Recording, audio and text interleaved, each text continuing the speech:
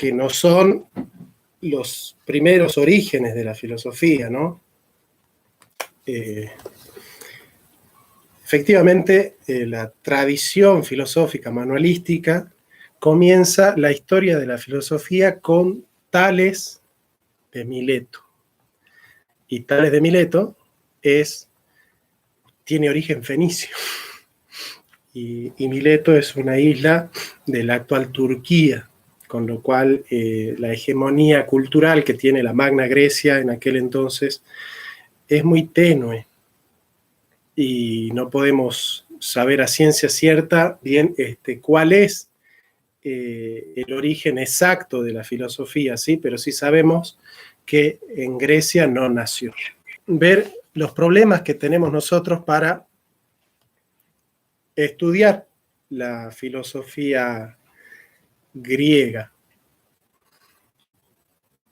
Nosotros sabemos que los textos de los autores griegos no nos llegaron a nosotros de una manera directa, completa e íntegra, ¿sí? Nos llegaron en su mayoría siempre fragmentos que nos llegan a través de otros comentarios, de otros autores que no fueron los mismos autores filosóficos de los que vamos a hacernos cargo.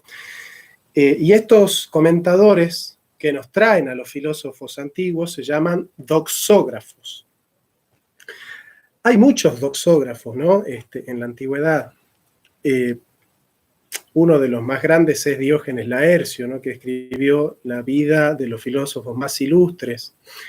Pero hay muchos otros, entre ellos también están Platón, Aristóteles es un doxógrafo. No diría que es el mejor, porque Aristóteles siempre que nos transmite una filosofía, casi siempre está disuelta o asimilada dentro de los intereses filosóficos del propio Aristóteles.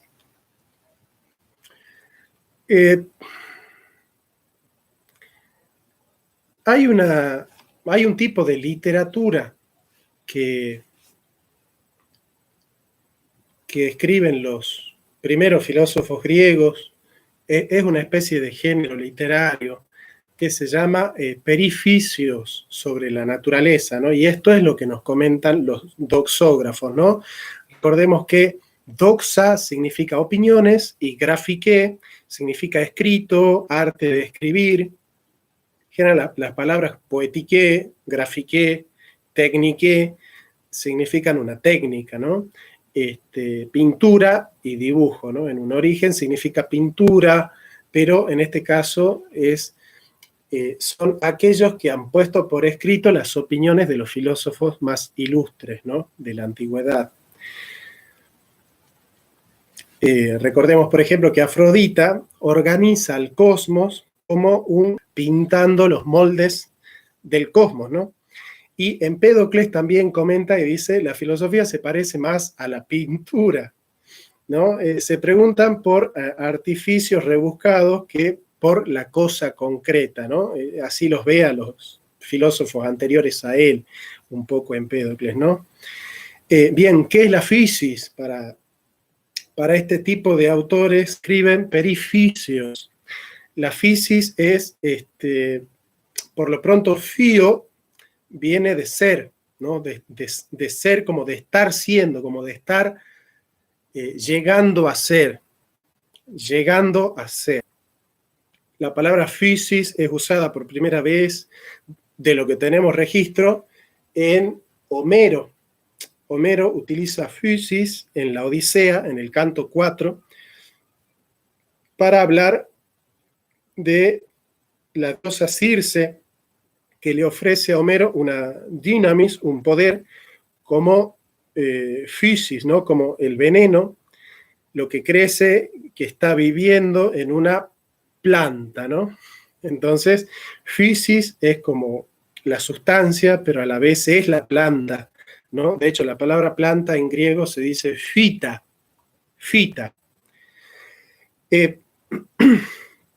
La palabra fío, entonces, es la palabra ser. El pretérito perfecto en castellano es fui. La palabra fui en español viene de la palabra fío, ¿no? Y el sufijo cis implica un dinamismo, ¿no? En latín, el prefijo cis se traduce como zio, ¿no? Como sion en español, ¿no? Como adecuación, disputatio, la disputación, ¿no? Electio, la elección, intelectio, la intelección, etcétera, ¿no? Que en griego sería noesis, ¿no? Noesis, intelección, inteligir, physis, estar brotando continuamente, sería el prefijo cis, el sufijo cis, perdón, implicaría, como en el caso de poiesis, de praxis, algo que se da constantemente, ¿no? Algo que se está dando, digamos, ¿no? En ese sentido, fiosis significaría algo que está haciendo en el modo de un brotar y un permanecer. No se puede decir fiosis porque hay un choque de vocales entre la omega y la iota, ¿no? Entonces se suprime la omega con una contracción y ahí queda physis, ¿no? Entonces, physis no es algo abstracto, es algo concreto, digamos, para los primeros filósofos. No hay physis, sin más, abstracta, sino que hay la physis de la planta, la physis del hombre, la physis de la piedra, como en ese sentido la naturaleza de la piedra, la esencia de la piedra, ¿no? Aunque, como vemos, la palabra fío implica el ser y no la esencia, ¿no? Con lo cual, fío significa estar siendo, ¿no? Entonces, fío solo es el ser. Physis, tem psiken, es la naturaleza de la psique, por ejemplo, ¿no? Con lo cual, acá tenemos un problema, ¿no? La palabra physis ya entraña el problema ontológico entre la diferencia entre esencia y acto de ser, ¿no? Que va a ser luego la diferencia ontológica, pero ya está en la misma palabra ese problema, ¿no? Bueno, muchos dicen que la palabra natura en latín no recupera el dinamismo que hay en el sufijo cis, ¿no? Habría que traducirla como naturación, ¿no? Algo que se está naturando, ¿no? En el sentido de Spinoza, ¿no? Como que no hay espontaneidad en la palabra natura, ¿no? Recuerden que natura es nacimiento, ¿no? Porque physis es brotar, ¿no? Es algo que brota y permanece.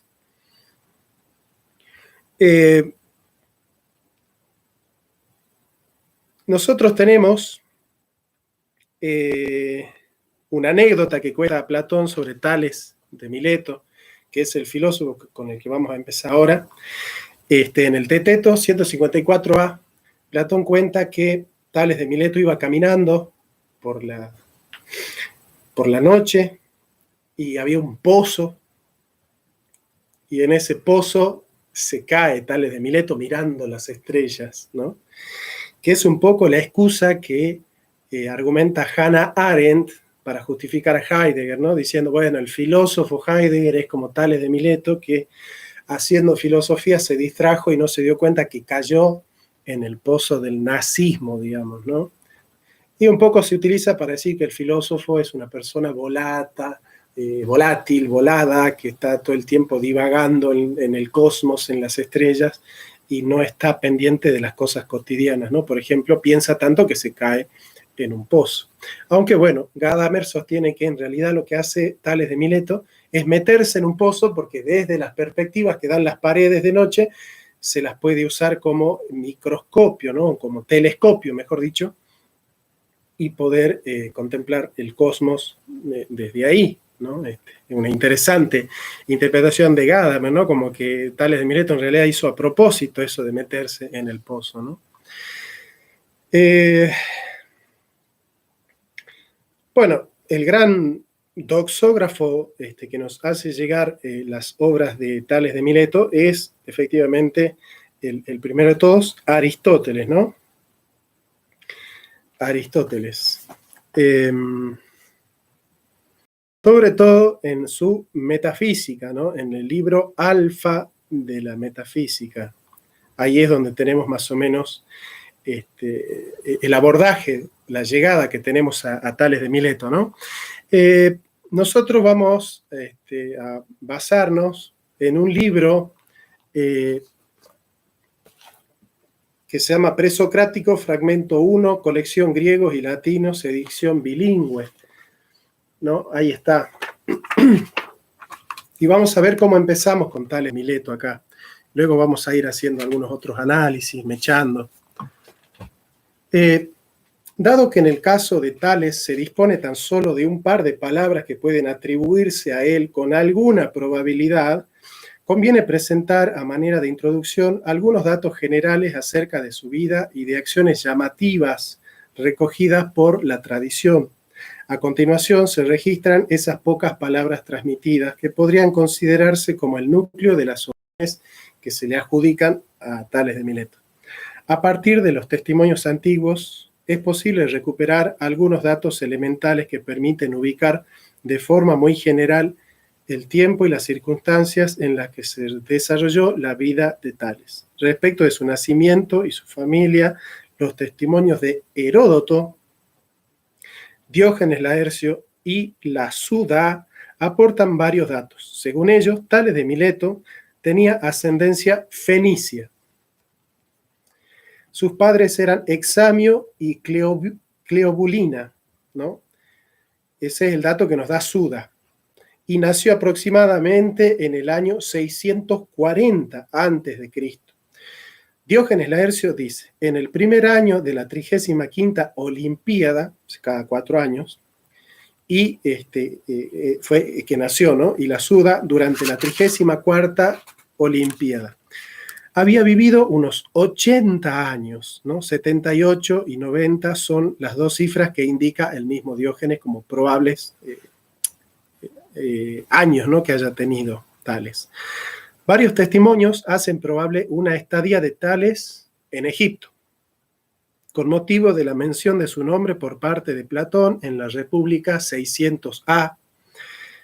Una escoliasta escribió, después de enumerar varios de sus descubrimientos científicos, que él fue educado en Egipto. O sea, el padre de la filosofía griega aprendió en Egipto por los sacerdotes. Y Jámblico, en Vida de Pitágoras 12, relata que Tales exhortó a Pitágoras, ¿no? Y dice, exhortó a Pitágoras a navegar hacia Egipto y especialmente a consultar en Menfis y en Diospolis a los sacerdotes, ¿no? O sea, como que Tales le propuso, le recomendó a Pitágoras ir a aprender a Egipto. En efecto, junto a ellos, él mismo se había procurado esos conocimientos por lo que era considerado sabio por muchos, ¿no? A Tales se lo conoce como uno de los 7 sabios de la antigüedad, ¿no? Y nosotros tenemos, eso lo recuperó Federico Lara Peinado, unas tablillas sumerias de 3000 años antes de Cristo, donde se hablaba de los 7 sabios, ¿no? O sea que los sumerios tenían sus 7 sabios y los griegos que aprendieron en Egipto escucharon un mito de los 7 sabios y quisieron crear como sus 7 sabios, ¿no? Y ahí están los 7 sabios de los griegos, ¿no? Entre los cuales está Tales de Mileto. Bueno, ustedes van a ver que en los 7 sabios las listas van cambiando, aunque en general siempre se mantiene Tales como una fija, digamos, ¿no? Tales de Mileto fue legislador en Mileto, ¿no? Fue legislador. Y su problemática es el origen, no el inicio histórico, ¿no? El origen en cuanto fundamento, como una limitación limitante que no está limitada, digamos, ¿no? Y ese principio unificador de la realidad que unifica, que cohesiona toda la realidad, pero que está fuera de la realidad, es lo que desde Aristóteles se va a llamar el arqué o arjé, ¿no? Es un límite limitante que no pertenece a las cosas, ¿no? a lo limitado, ¿no? Es una unidad intensiva que abarca todo y extensiva, que están en todos, indivisible, ¿no? En Heráclito esa unidad es el logos, es un enlace, ¿no? Una intersección, una interjección, un intersticio sutil, ¿no? Por ejemplo, en los mitos, y esto es un poco la diferencia entre mito y filosofía, ¿no? O sea, los mitos se preguntan por el genos, por el inicio, por el inicio histórico, digamos, de algo, cómo algo ha brotado en su origen, digamos, se preguntan por el brotar histórico, ¿no? ¿De dónde vienen estas cosas? El Arjé es una pregunta por dónde están siendo, ¿no? ¿Cuál es el principio unificador de esta realidad? O sea, no tratan de ir para atrás, de dónde surgieron, de dónde brotaron las cosas, sino dónde están siendo las cosas. Es un análisis estrictamente metafísico, ¿no? El del Arjé. Sí, la diferencia entre genos y arjé es que el genos hace una genealogía, ¿no? Recuerden que los mitos hacen, por ejemplo, una cosmogonía, una teogonía, una antropogonía. Es un estudio del genos, ¿no? Del origen, en el sentido de cuándo comienzan y cómo es que comienzan las cosas, en un sentido histórico, ¿no? El arjé para los griegos es un principio en el que están siendo las cosas actualmente, ¿no? Pretéritamente, digamos. En ese sentido, en los mitos olímpicos hay regímenes o dominios completamente distintos del comportamiento para el ámbito de la tierra, Gea, el ámbito de Poseidón, el mar, en el ámbito de Aer, el éter, el ámbito de cielo, está Urano, pero todos estos dominios tienen que tener una unidad. En Egipto esa unidad era el Nun, ¿no? Es la materia increada originaria, ¿no? La materia informe, que es el Nun en Egipto, pero a los griegos les faltaba el principio unificador, por eso no tenían poder. Es la primera vez que la unidad es dada por la sola razón, y esa unidad de sentido también forja una política, ¿no? Más más que una mitología, es una filosofía, es decir, es un estudio racional de dónde están siendo las cosas, ¿no? Y bueno, es cierto, ¿no? Ellos no se preguntan por el genos, ¿no? En el sentido del origen histórico. Voy viendo si alguien escribe. Es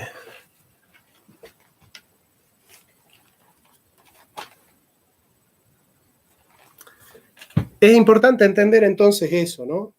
La diferencia entre mito y filosofía es que el mito utiliza el fundamento desde el tiempo. En cambio, la filosofía utiliza el fundamento desde el ser.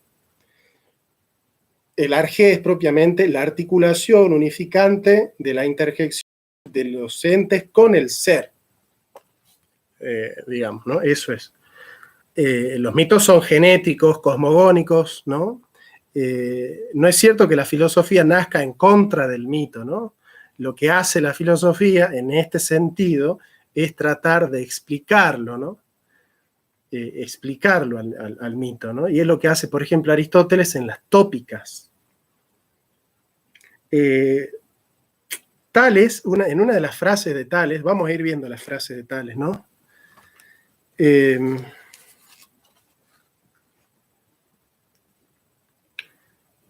Los logros o aportes que a lo largo de la tradición se han atribuido a Tales son variados, lo cual ya sería indicativo de la amplitud de sus intereses. Es comprensible entonces que su nombre sea uno de los que se integran la lista de los llamados 7 sabios de Grecia. A manera de ejemplo, mencionamos algunos testimonios relativos a su enseñanza en el campo de la matemática y la astronomía. Claro, la astronomía se estudia en Egipto, eso lo dice Aristóteles en el libro Alfa de la Metafísica. Proclo, un neoplatónico del siglo V después de Cristo, afirma en un pasaje que Tales, después de su estadía en Egipto, fue el primero en trasladar a Grecia la ciencia de la geometría. Además, le adjudica otros logros como la demostración de varios teoremas. 2 referencias del comediógrafo Aristófanes muestran que en el siglo V a.C. se asociaba fácilmente la figura de Tales con la investigación en el campo de la geometría. Una de las más difundidas anécdotas acerca de su vida es la que narra que predijo un eclipse de sol. La Suda, Cicerón y Plinio precisan el tiempo en el que el eclipse se había producido, y Aecio y Escolio, a Platón ya citado, añaden la explicación que el mismo Tales habría dado. Pero el testimonio más antiguo al respecto es el de Heródoto, ¿no? Quien suscribe que durante la guerra entre Aliates y Ciaxares, en el sexto año de ella, de repente el día se volvió noche, y esta alteración del día se la había predicho a los jonios el milesio Tales, después de anticiparles como término ese año en el que precisamente se produjo el fenómeno, ¿no? El eclipse. ¿Por qué hay una preocupación por el cosmos, los fenómenos celestes? Y acá hay una explicación filosófica, ¿no? De corte hegeliana, digamos, ¿no?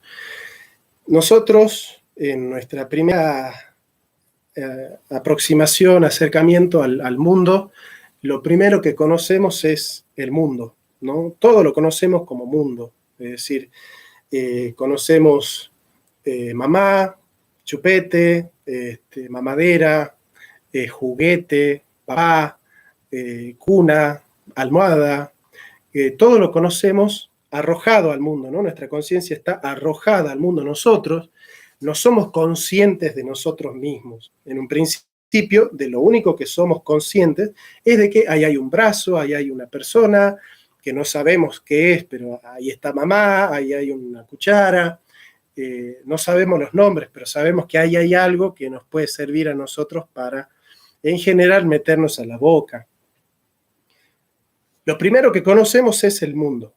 ¿Sí? Hay una intencionalidad de la conciencia hacia el mundo, ¿sí? Y la filosofía en sus orígenes es cosmogónica y cosmológica, se pregunta por el mundo, ¿no? En una reflexión descubre el hombre su alma, ¿no? Su mismidad, ¿no? Y en esa integridad entre alma y mundo el hombre conoce a Dios, ¿no? La religión es como una trascendencia con respecto a la instancia intelectiva intencional de la conciencia.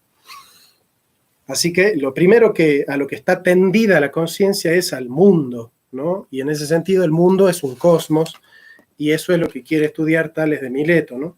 Su preocupación por los fenómenos celestes pudo haber sido el origen de la anécdota muy conocida relatada por Platón en el Teteto, que dijimos nosotros, ¿no? Que se cae en un pozo.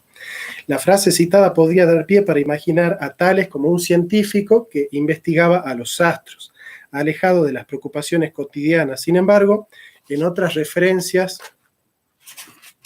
conservadas se destaca el sesgo práctico de su sabiduría, ¿no?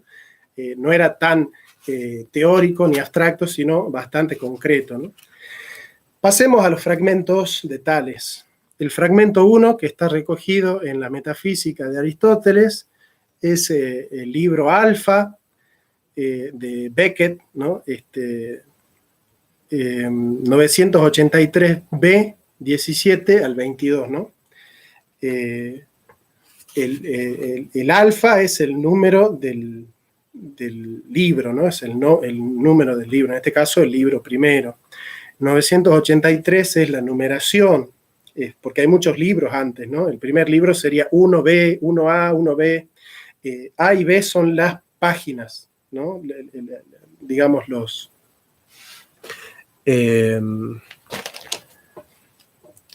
tenemos las columnas, ¿no? La columna primera es la A y la columna segunda es la B. Por ejemplo, acá, si nosotros tuviésemos a Beckett, diríamos columna A, columna B, ¿no?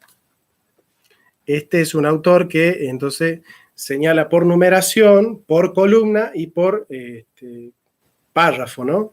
Por renglón. Entonces, el primer renglón es el 1, el segundo es el 2, el tercero es el renglón número 3.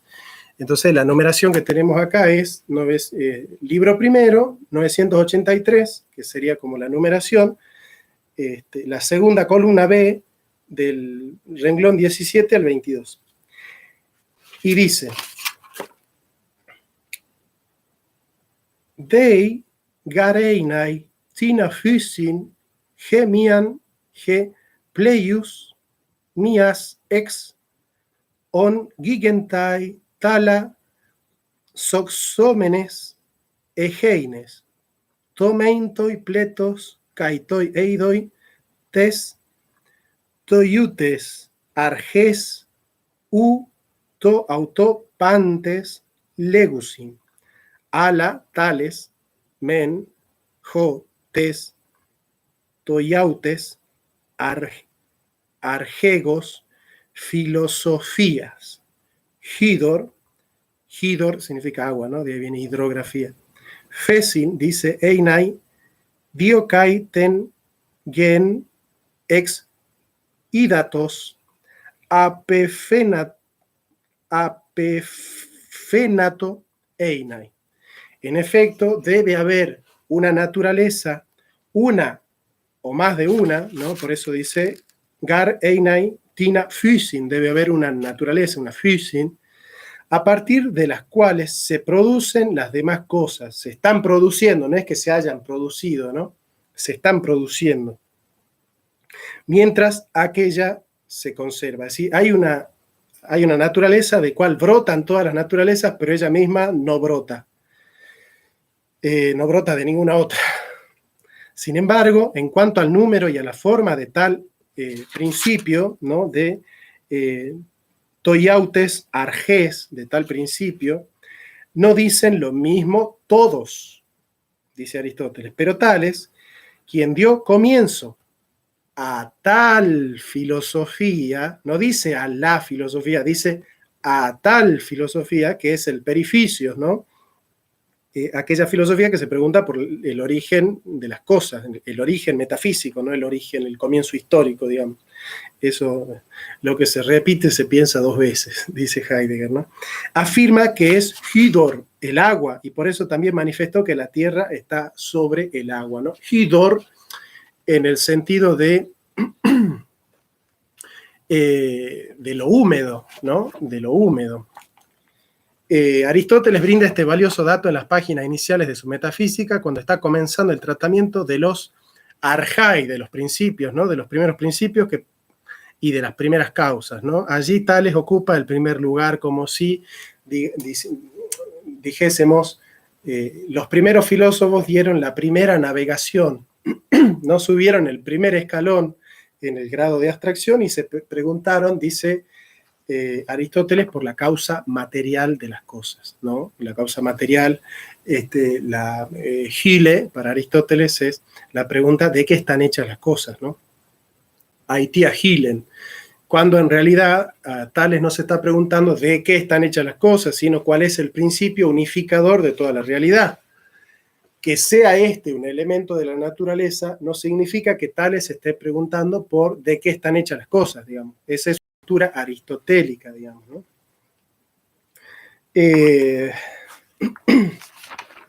Y eso sí hay que tenerlo bien en claro, digamos, ¿no? El arge no es una energía, sino una dinamis. Esto toma Heidegger, ¿no? Es el principio cabalístico, ¿no? Es una potencia activa, ¿no? No es un acto puro en el sentido de Santo Tomás, ¿no? Hay una distinción que tenemos que hacer entre los principios y las cosas, para entender a Tales. El principio es invisible, las cosas son visibles, ¿no? El principio es la ley, la legalidad, la medida, el criterio, la condición de posibilidad, la ley posibilitante, la ley de la justicia que reorganiza, articula y cohesiona toda la realidad. Es decir, aquello que está por detrás, por debajo, hipokeimenon, por debajo de toda la realidad y que está articulando la realidad.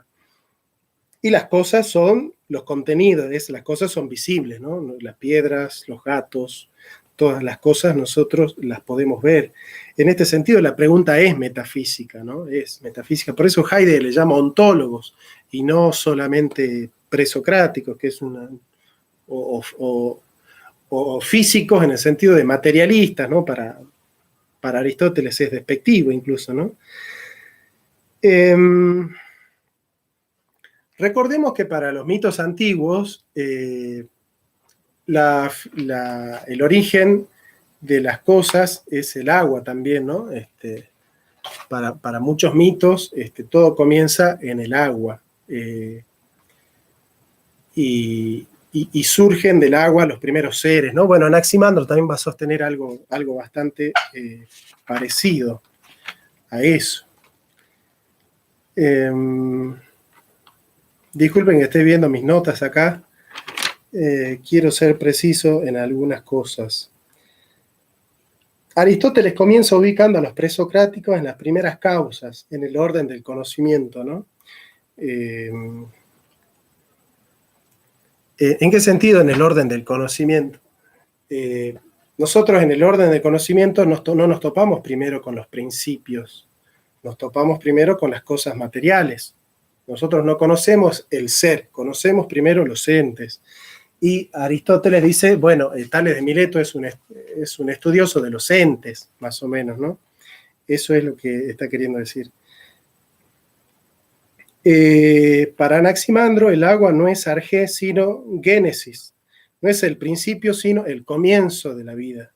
Lo posible no es solo el futuro, sino también nuestro pasado, que se reinterpreta en nuestro mundo o en otros mundos posibles, ¿no? Como construir el pasado desde el presente, ¿no? El pasado que será, y en eso me acuerdo de mi amigo Guillermo Ramadán, ¿no? Que él habla mucho de eso y cuando lo dice bien, lo dice bien. Ahora veamos, dice. Todo el pasaje presenta los términos propios del pensamiento de Aristóteles, ¿no? Los que obviamente no es lícito atribuir a Tales, excepto la palabra clave hidor, agua. El texto incluye a continuación una explicación de los motivos que habrían llevado a Tales a sostener esta opinión, y además la referencia a autores muy antiguos que podrían haber tenido el mismo pensamiento cuando mencionaban a Océano y a Tetis como padres de la generación, ¿no?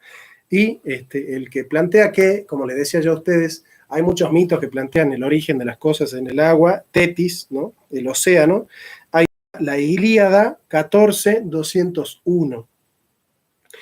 Océano, origen de los dioses y madre de Tetis. Y también Ilíada 14:246, de Océano, que es el origen de todos. En fin, es oportuno traer a colación un pasaje del cielo de Aristóteles 294a-28 y subsiguientes, en el que Aristóteles dice, algunos sostienen que la tierra yace sobre el agua.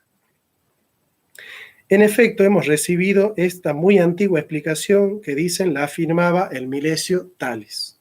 Ella, por ser flotante, el agua, permanece como un leño o algo similar para la relación con cosmogonías, ¿no? Es decir, esta relación entre las cosmogonías orientales y la filosofía de Tales no es novedosa y la plantea por su parte Guthrie. Aristóteles en el Peripsige, libro 1, 411a, del 7 al 8, dice, Kai entoi holoi, detines aute, tempsigen, meminchtai facin, oten ison kai tales, ieten panta plere theon einai. Y algunos afirman que ella, esto es el alma, está mezclada en el todo. Por eso quizás también Tales pensó que todo está lleno de dioses, ¿no? Panta, plere, ¿no? Pleroma es plenitud, está como rodeada o llena. Theon, Einai, ¿no? Está llena de dioses. Esto sería como el gileozoísmo, ¿no? Como que la materia es un ser viviente. Esto lo va a explicar luego Anaxímenes, que así como las diversas partes de nuestro cuerpo están todas cohesionadas por el alma, así también el universo tiene una especie de alma. Y esas almas, esa alma que articula todo el universo es lo húmedo. Lo húmedo, ustedes vieron que cuando echan agua en la tierra brota, el agua hace brotar vida. Entonces él decía, bueno, hay algo húmedo del cual brota siempre la vida, ¿no? Y bueno, más adelante Jesús va a decir, hay que nacer del agua, ¿no? siguiendo un poco esa tradición. Hay que nacer del agua y del espíritu. Y en ese sentido decimos que agua es ese principio que hace brotar a los entes, ¿no? Es la physis que hace brotar a los perificios, ¿no? A los entes, ¿no? A los taonta physei, a los entes físicos, digamos, ¿no? Y en este caso, ese alma de ese universo que la mantiene cohesionada es divina. Todo está lleno de dioses porque los dioses son materiales, ¿no? Por eso hablamos de un cierto panteísmo también en Tales de Mileto. Así que bueno, Tales de Mileto es, dentro de la manualística, uno de los primeros filósofos griegos. Su concepción es gilozoísta, en el sentido de que la gile, la materia, tiene zoé, tiene vida, y esa vida es divina. El origen de la vida es un principio unificador, limitante, que él no está limitado, pero que limita a todos los entes.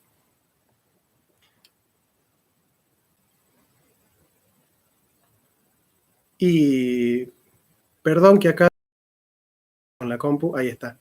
Y que limita a los entes, y esa limitación produce las diferencias, ¿no? Como que no están dadas a priori las diferencias, sino que hay un ser que las forja, las diferencias, siendo él no distinto, no diferente, sino siendo él el mismo, idéntico a sí mismo, pero principio de la diversidad. Así que bueno, espero que les haya gustado Tales de Mileto. Nos vemos en la próxima. Vemos a Anaximandro. Gracias.